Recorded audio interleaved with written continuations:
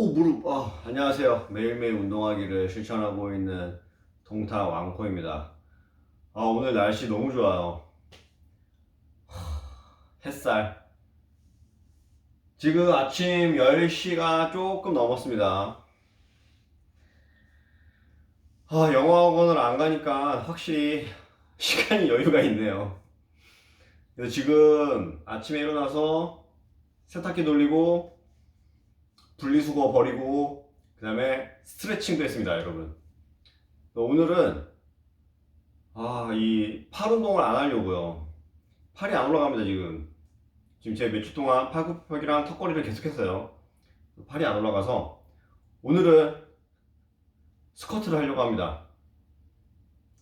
날씨가 너무 좋아서 스쿼트를 해야겠어요. 근데 스쿼트는 짜증나는 게 무릎이 너무 아파요. 하기가 싫어, 운동이. 내가 건강해지려고 하는 건데 건강해진다는 느낌보다는 내 무릎이 나간다는 느낌이 더 잘 많이 듭니다. 그래서 살살 스쿼트를 살살 하도록 할게요. 스트레칭은 미리 했으니 생략을 하도록 하겠습니다. 이게 왜 이렇게 아프지? 오늘도 역시 운동은 CNN이죠. It can go any further than it already has. Later, the new vaccine data we mentioned, also the reported failure of the administration to take advantage of a chance to get more doses from Pfizer, and what happens next as more vaccines come online. Flying cars and driverless trucks are already a glimpse into the future, with the promise of faster and more efficient travel. Making a plane fly itself is easier than making a car drive itself. The mission is to free the world from traffic. The future of transportation is going to be in the air. What will change in our buildings, in our cities, and in our lives to get us there? Tomorrow Transformed, Saturday on CNN, in partnership with Expo 2020 Dubai. 햇빛 때문에 이쪽 보고 하겠습니다. I just miss hugs. You saw me in Colombia getting literally bombarded as hundreds of kids kind of charged me and yelled Tio Andy. I miss that a lot. My name is Andy Stein. I'm the founder and executive chairman of the Orphan Starfish Foundation. And our mission is to help the most vulnerable children around the world, survivors and victims of trafficking, survivors of abuse, orphans, indigenous children, refugees, and at-risk youth. We help over 15,000 children in 29 countries. We provide now 2,000 students and families meals, PPE, necessities around the world. A big problem in one of the homes for survivors of trafficking is basically saying, look, we just feel completely alone in the world. So we came up with a concept called You Are Not Alone. And we started Zoom calls. And what we do is not only would people from Orphan Starfish and the girls get on the calls, but we'd have a celebrity, an artist, a musician, somebody come on and sing to them or perform for them. The beauty of them kind of knowing that the world still cares about them and there's actually celebrities they've seen on TV that care about them was something that was quite uplifting.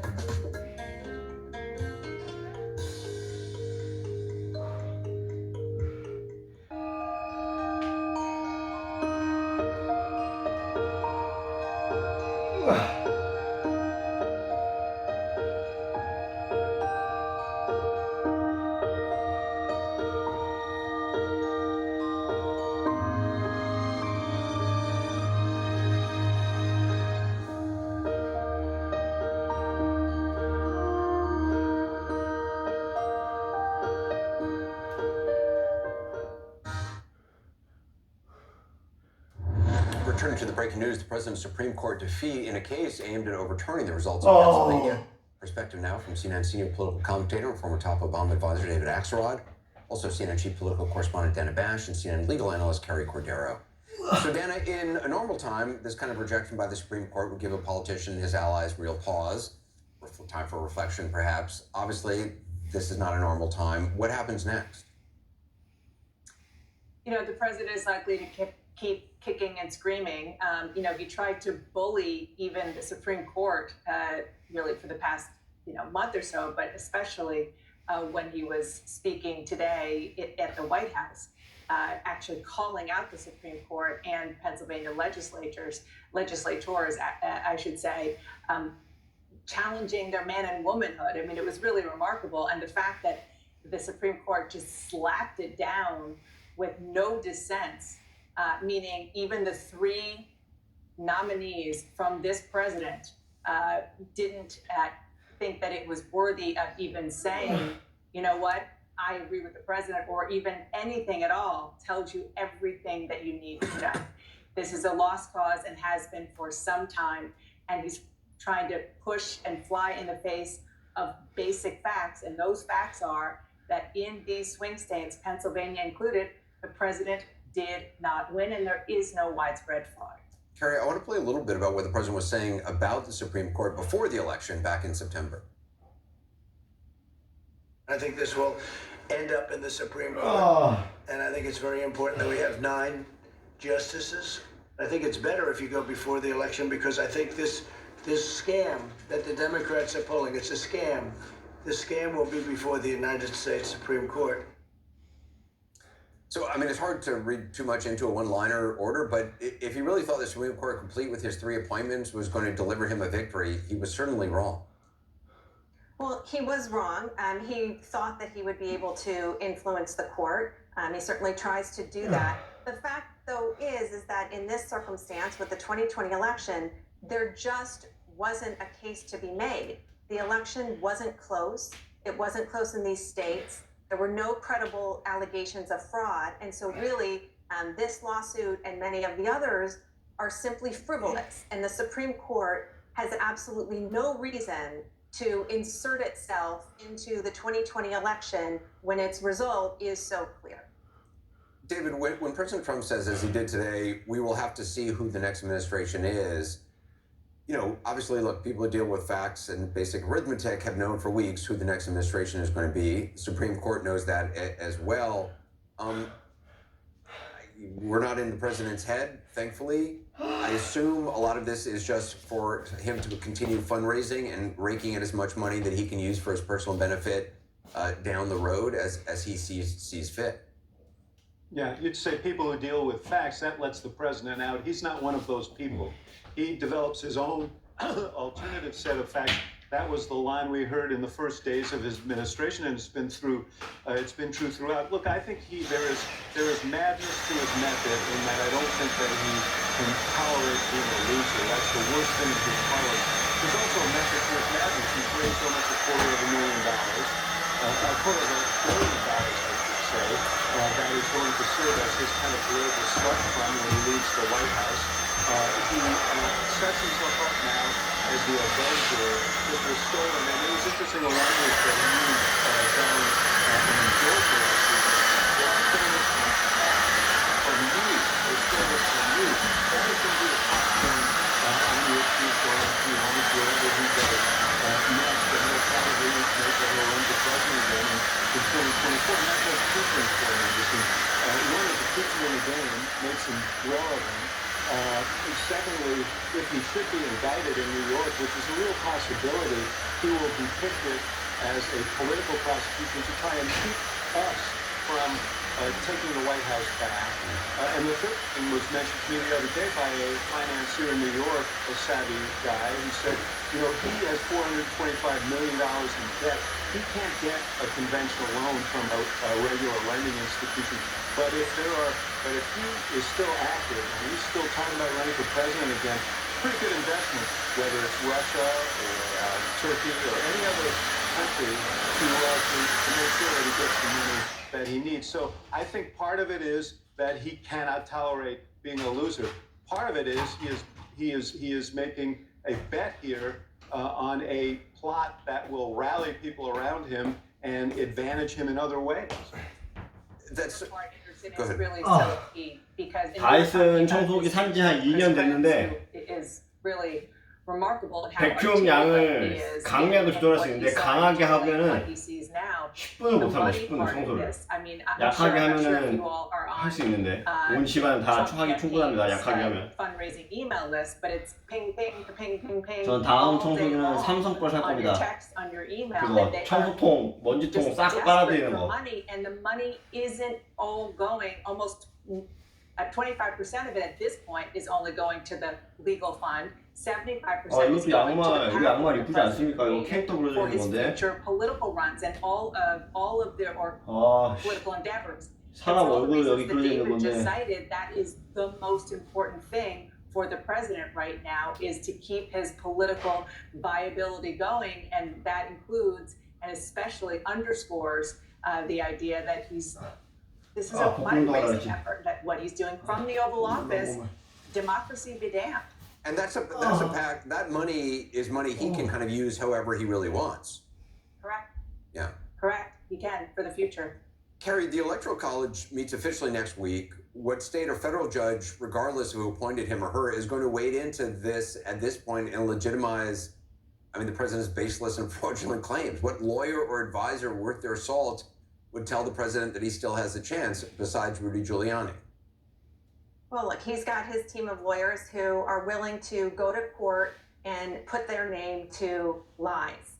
And those aren't lawyers that I would want to work with, but he seems to have found people who are willing to do that. The fact of the matter is that there simply were not credible allegations of fraud. And what the president's doing and what the lawyers who are enabling him in doing this and his political allies who are supporting this charade, which is really what it is in terms of alleging fraud, they're really harming the country because there are some people who actually believe this.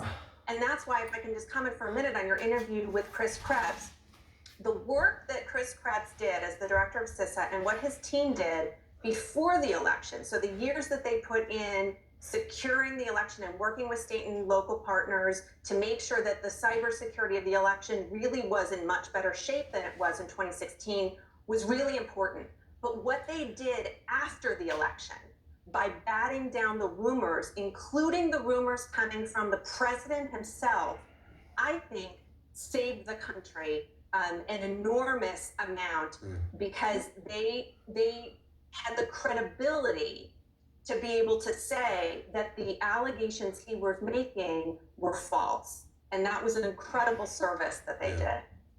Carrie Cordero, David Axelrod, thank you. Appreciate your time. President-elect Biden's camp is reacting to the High Court's decision tonight. Details on that ahead and a conversation about it with Florida Congresswoman Val Demings. More also on what the data is showing about the coming vaccine, how effective it is, and how quickly we can expect to roll out in this country after the advisory panel meets on it on Thursday.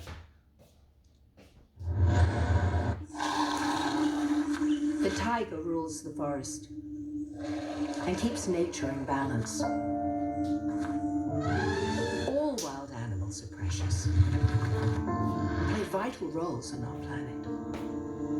When we remove wild animals from their natural homes to trade them, we bring misery to them and tragedy upon ourselves.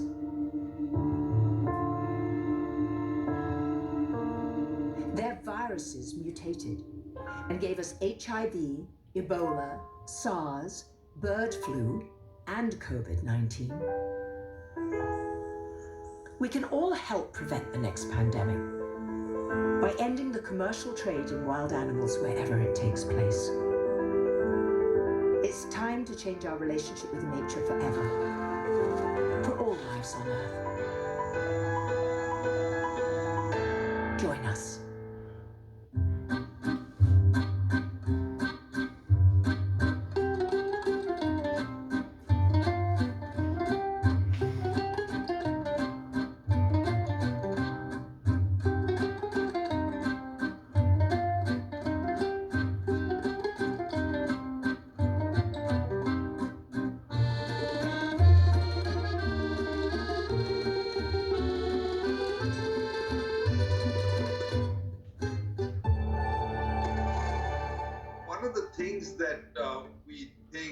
happen post-COVID is a very sharp focus on this idea of purpose. Why do companies exist? What is the social agenda they serve? And I 너무 think 힘들어. 지금 몇 분 했죠? you wind up into 16분밖에 안 했어. distinct categories. You're either a hero or you're a villain. People will be looking for companies who do real things for real people. I'm Delia Gallagher in Rome, and this is CNN.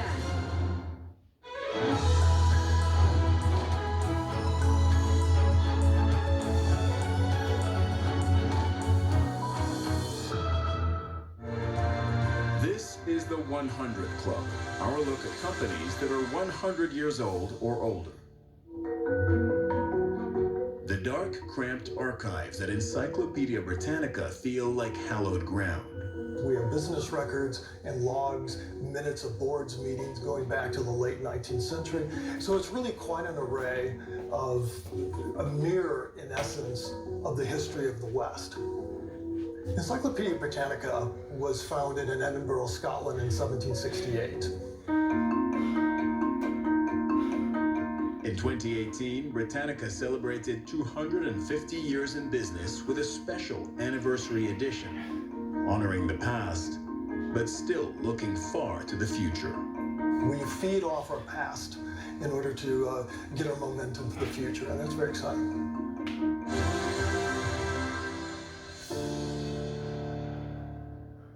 I'm Wolf Blitzer. This is CNN.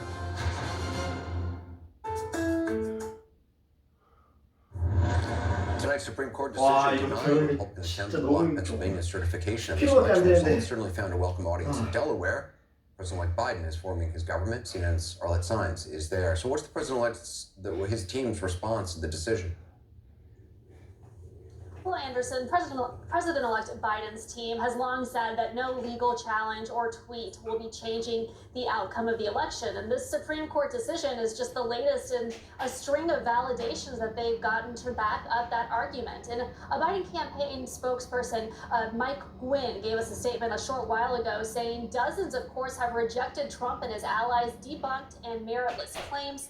And now the highest court in the land has joined them without a single dissent in repudiating this assault on the electoral process. They add, this election is over, Joe Biden won, and he will be sworn in as president in January. They have been keeping an eye on these legal challenges that the president has put up, but really have not felt that they will change any of the outcomes. And so what you've seen Biden do is plowing ahead with his transition team, building out the administration that will step in 43 days when he takes office. So this is certainly welcome news, but they don't feel very surprising, as they've always thought that these legal challenges would fall flat. And I mean, really, they have fallen flat. I assume they don't believe that there are any legal challenges on the horizon that are going to stand in the way of the inauguration. No, they really don't. This is really the end, getting to the end of the road for President Trump, they feel. And so what they will be watching next week is when the Electoral College votes, which they expect to go in their favor as the results have been certified across the country. And I think one thing that they're keeping an eye on is when Republicans will start to acknowledge the reality that Biden is the president-elect and will become president on January 20th. The president-elect has really tried to give Republicans space, saying that he wants to give them time to come around and accept this reality. But that vote from the Electoral College next week really will solidify his standing heading into his inauguration in 43 days. All right, Arlette Saenz, appreciate it. Thanks. We're now on that Supreme Court decision and whether it just might convince at least some Republicans to acknowledge that Joe Biden is the incoming president. Joining me is Florida Congresswoman Val Demings, a member of the House Judiciary Committee. Congresswoman, thanks so much for being with us. What's your reaction to the Supreme Court's refusal to take up the challenge to the Pennsylvania election results? Well, it's great to be back with you, Anderson. And let me say this, any case before any court has to have evidence. And I tell you what, the evidence is clear and convincing that Joe Biden won the 2020 election. It doesn't surprise me what the Supreme Court decided in this case. There was nothing there. There was no there. What has surprised me, though, and has 오늘은 여기까지만 하겠습니다. is the reaction of my colleagues on the other side of the aisle, if you will. Look, the election's over. Joe Biden won. Donald Trump lost. And 이제 in spite of 영어 공부하겠습니다. efforts, his own efforts to try to interfere in this particular election, the evidence is clear, as has already been stated. The electoral